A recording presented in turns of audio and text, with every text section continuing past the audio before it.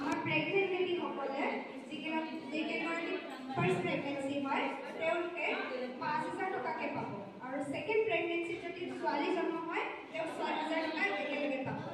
তো এই কথাখিনি আপোনালোকৰ আৰু যিমানখিনি গৰ্ভৱতী মহিলা আছে তেওঁলোকে যাতে সেইখিনি এই সুবিধাকণ পায় আপোনালোকে তেওঁলোকক জনাই দিব আৰু আমাৰ ওচৰৰ অংগনবাড়ী চেণ্টাৰত যোগাযোগ কৰিব দিলে হৈ যায়।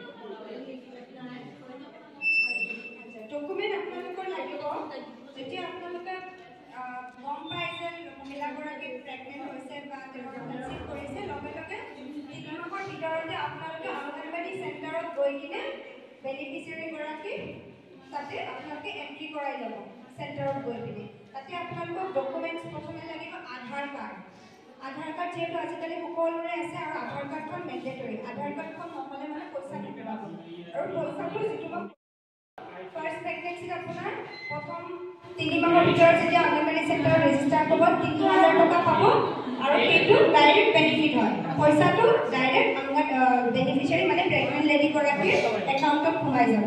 জাষ্ট একাউণ্ট নম্বৰ ডিটেইলছ আৰু আধাৰ কাৰ্ড বা ৰেচন কাৰ্ড বা ই-শ্ৰম কাৰ্ড বা আয়ুষ্মান ভাৰত কাৰ্ড আজিকালি ওলাইছে সেইখন কাৰ্ড এইখিনি আপোনালোকৰ যিকোনো এখন ডকুমেণ্টছ হ'ব লাগিব। ঠিক আছে, ডকুমেণ্টছৰ আপোনাৰ কথা কি ক'লোঁ মই?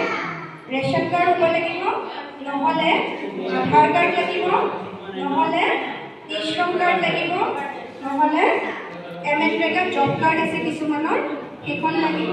তো এনেকুৱা ধৰণৰ মানে যিখিনি BPL মানুহ আমাৰ আছে, আমাৰ যিখিনি 8 লাখতকৈ এনুৱেল ইনকাম কম কৰে আৰু 8 লাখতকৈ কম হ'ব লাগিব তেওঁলোকে এই বেনিফিটটো লাভ কৰিব পাৰিব।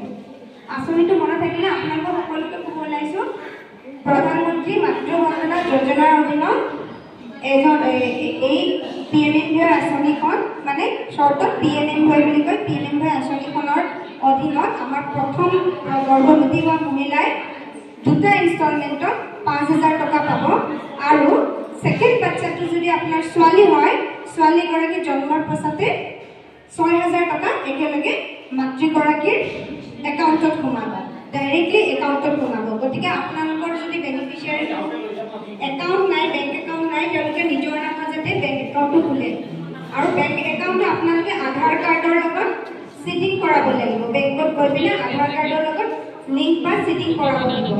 আশা বাইদেউ আপোনালোকে এইখিনি কৰিব বেনিফিচিয়াৰী। আপুনি পাইছে বেনিফিট পাইছে? আচ্ছা কওকচোন আপোনাৰ এক্সপিৰিয়েঞ্চ, মানে পইচাটো কেতিয়া পাইছিলে, কেনেকৈ পাইছে, ক'ত যোগাযোগ কৰিছিলে? আমাৰ তাতে বাইদেৱে অংগনবাড়ী বাইদেৱে আধাৰ কাৰ্ড আৰু একাউণ্ট মানে জন্মৰ পিছত পাইছে? জন্মৰ পিছতহে পাইছে? আপুনি বহুত দেৰিকৈ জমা দিছিলে নেকি কাগজখন? আচ্ছা আপোনাৰ ছোৱালী হ'লে 6,000 টকা পাইছে। একেলগে পাইছে, ঠিকে আছে তেতিয়াহ'লে। আৰু প্ৰথম বাচ্চাটো পাইছিলে নে? প্ৰথম বাচ্চাটো পাইছে।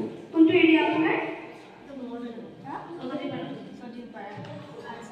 তো ইয়াৰ কাৰণে এটা মাতকালি হ'ব লাগে